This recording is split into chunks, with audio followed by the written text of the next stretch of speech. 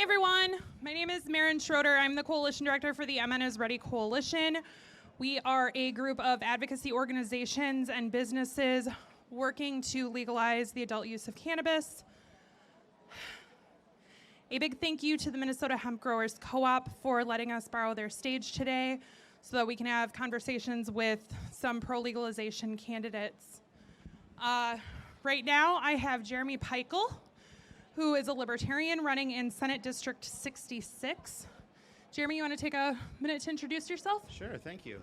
Yeah, my name's Jeremy Peichel, running for Senate District 66. I'm a Minnesota National Guard veteran who came back from Iraq and realized that I needed to be fighting for freedom here at home. So once I got my business up and running, I decided that with an open seat in District 66, it's maybe time for a change. And so I'm campaigning to try to see if we can get a little bit of a freedom defender in the Minnesota Senate, and it's a hard road, but I'm excited to put my name out there and at least offer the choice. Welcome. The mic. Hold the mic closer when you talk. Oh, okay. Cool, thank you. Yeah, sorry. We got this. So first question is, why do you think Minnesota is ready for full legalization? Well, I think every place is ready for full legalization because people are naturally ready for freedom. I mean, that's our basic state that we're born into, and we learn to be oppressed by the state. And so I think Minnesota's been ready since its founding, actually, for full legalization. I mean, it was here when we were founded, and then we prohibited. The hemp was there. Yeah, the hemp before was people. there. Yeah. So what is the most important thing you think we should consider when Minnesota legalizes cannabis? I think the important thing when we actually get to full legalization is to remember the people that were already locked up by the state. So expunging those wrongful convictions of people for possession and use of illegal medicine, I think would be really important to remember because we've been locking up our citizens for not doing anything wrong. And I think it's important that we correct that mistake once legalization happens. 100%. Next question. So some red states, like our neighbors to South Dakota, have legalized ahead of us, or at least have done a much better job with cannabis policy than we have in Minnesota. Why is that, and what are the hurdles here to getting it done? Well, there's a couple of hurdles. One of them is our representatives and senators not actually reading the bills they pass. So they accidentally partially legalize, but it'd be nice if they did it on purpose because we could learn from our neighbors in Michigan, perhaps, or Colorado, and see how tax revenues have skyrocketed after recognizing that prohibition is a failed policy and will always be a failed policy, and that we need to focus on letting people take care of themselves and make their own decisions. So I think Minnesota's biggest obstacle is just having true champions elected to the legislature, and I hope to be one of those. Yeah, we need some. So a little more personal question. Why do you personally support full legalization of cannabis? For me personally, I'm one who benefits from medication, natural medication like cannabis. I have some injuries from my time in the military, and it's been very helpful for me because dangerous things like opioids are not great for you.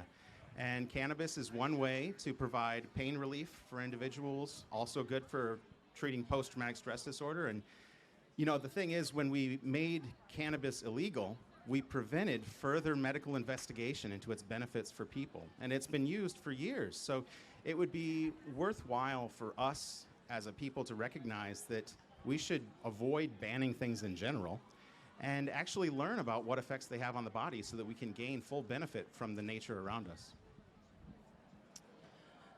What are you hearing from voters in your district about this issue? So 66 is interesting because it's Roseville, St. Paul, Falcon Heights, and Lauderdale. And there's a wide mix of individuals in all those neighborhoods. We have a lot of recent immigrants. We have established families, graduate students, people of all stripes and colors. So it's a really fantastic place to be. And when I've been visiting with voters, the biggest thing they want to see is decriminalization and expungement. I mean, the key is for police to focus on violent crime in the district. That's what they're concerned about, is the rise in gun violence in particular. And if police are enforcing fewer laws, particularly those related to possession and use of marijuana, they can focus on the job that they're best at, which is hopefully clearing those crimes. I remember, I'm going to go off script for a minute. I remember preparing testimony for a full legalization hearing where it was like 98% of drug crimes are cleared and like 20% of sexual assault crimes are cleared. And it blew my mind. So I think that that's spot on. That's where my head goes. Last question, how can cannabis legalization supporters help to get this across the finish line? Well, I think the big part is supporting libertarians in your area to the extent that they are running for office and made the ballot. We are always accepting volunteers for my campaign, for example. And so actually helping out those who are fighting for freedom is probably the best way, whether it's volunteering, dropping literature, or educating other neighbors. But just getting the message out there, because I think a lot of it is that people don't realize they can do something about it because they are the power. They just have to contact the people who are supposed to be representing them. Love it. One more thing that I have that you can do right now is head on over to that table right there, scan the QR code on the postcard, and pledge to vote, and check out the MN is Ready Coalition's Voters Guide so you know where the candidates in your district stand. If we don't have information on them, ask them why they haven't responded to our questionnaire.